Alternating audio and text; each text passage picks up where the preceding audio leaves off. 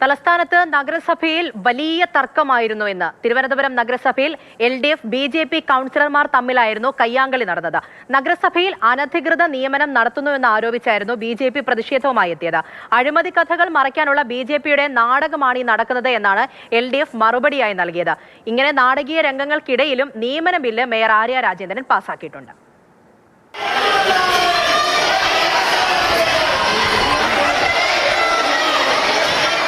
Council യോഗം തുടങ്ങിയപ്പോഴേ പ്രതിഷേധമായിരുന്നു. വളഞ്ഞ വഴിയിലൂടെ CPM ഇഷ്ടക്കാർക്ക് ജോലി നൽകുന്നുവെന്നായിരുന്നു BJPയുടെ ആരോപണം.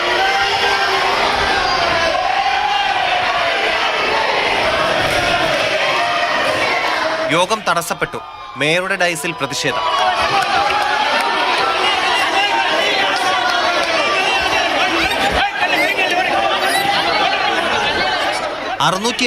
പേർ ഉൾപ്പെടുന്ന എംപ്ലോയ്മെന്റ് ലിസ്റ്റിൽ നിന്നും കഴക്കൂട്ടം കൗൺസിലർ കവിത ഉൾപ്പെടെയുള്ള 56 പേരെ നഗരസഭ തിരഞ്ഞെടുത്തു. ഈ നിയമനമാണ് BJP ചോദ്യം ചെയ്യുന്നത്.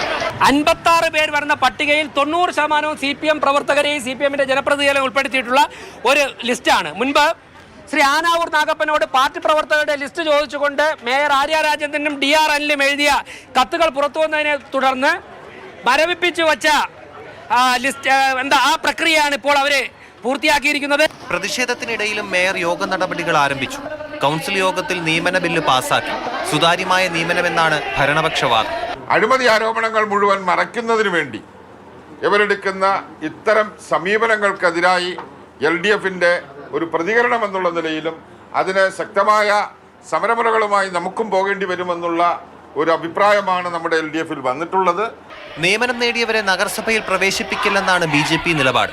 ശനിയാഴ്ച നഗരസഭയ്ക്ക് മുന്നിൽ BJP സത്യാഗ്രഹ സമരം നടത്തും. മാതൃഭൂമി ന്യൂസ്, തിരുവനന്തപുരം.